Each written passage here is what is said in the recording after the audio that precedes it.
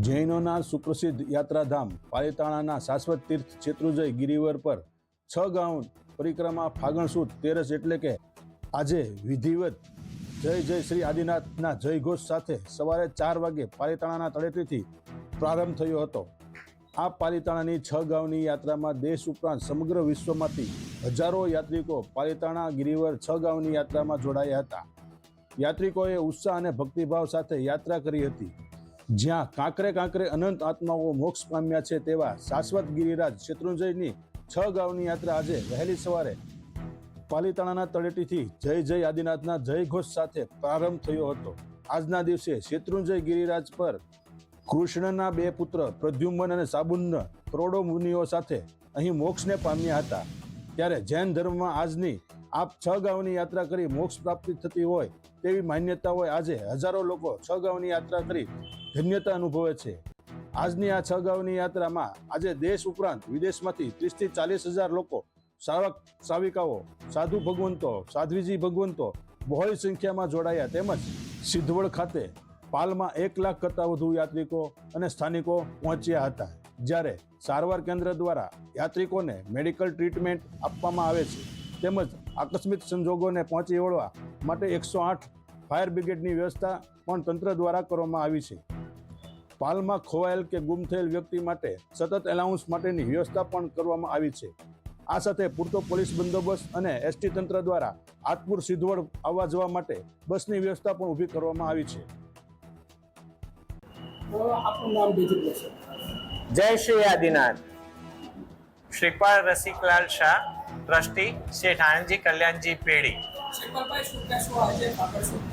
આજે વર્ષનો ફાગણ સુદ 13નો ફાગણ ફેરીનો 6 ગાઉ યાત્રાનો પ્રસંગ અતૂટ વિશ્વાસ, અપાર શ્રદ્ધા, લાખોની સંખ્યામાં યાત્રાળુઓનો અવિરત પ્રવાહ, રાત્રે યાત્રાળુઓને સૂચના છતાં અભૂતપૂર્વ ધસારાના કારણે યાત્રાળુઓએ વહેલી યાત્રા શરૂ કરી। અત્યારના આપ જુઓ છો, હજારોની સંખ્યામાં યાત્રાળુઓ ભાંડવાના ડુંગર પરથી શ્યામ પ્રદ્યુમનના ચરણ પાદુકાને વંદન કરી અને આવી રહ્યા છે। અહીંયા ગાડી આજે આખા વિસ્તારનો એક અણમોલ પ્રસંગ કહેવાય તેવો પ્રસંગ પેઢી દ્વારા 84 પાલ જે અત્યાર સુધી મંડપ નખાતા હતા તે અત્યારના પાકા પાલની વ્યવસ્થા થઈ ગઈ છે।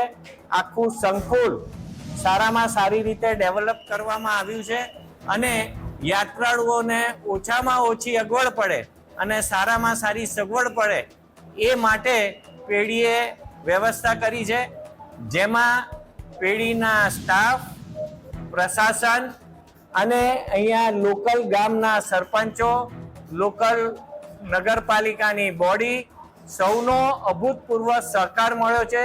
એ સર્વેનો હું ખૂબ ખૂબ આભાર માનું છું। મીડિયાએ પણ આ પ્રસંગને સારામાં સારો કવરેજ આપી અને જે ઉત્સાહ દેખાડ્યો છે તે બદલ સૌ પત્રકાર મિત્રોનો પણ હું આભાર માનું છું।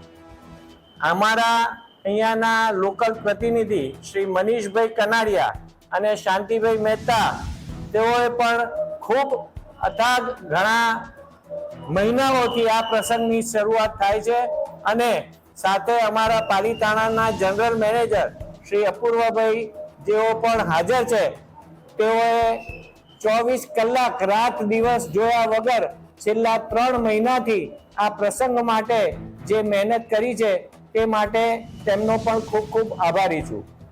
એસટી સ્ટેન્ડ, પોલીસ વિભાગ, ફોરેસ્ટ વિભાગ, એ સિવાય દરેક સરકારના અલગ અલગ વિભાગોએ પણ ખૂબ સરસ રીતે આયોજનમાં અમને મદદ કરી છે। ટ્રાફિક વ્યવસ્થા પણ સુચારુ ચાલી રહી છે અને આ વખતે પાર્કિંગની સગવડ પરિસરની સામે ખૂબ મોટા ગ્રાઉન્ડમાં સફાઈ કરીને કરવામાં આવી છે, જેથી પાર્કિંગની પણ કોઈ તકલીફ છે નહીં અને અવિરત ટ્રાફિક ચાલી રહ્યો છે।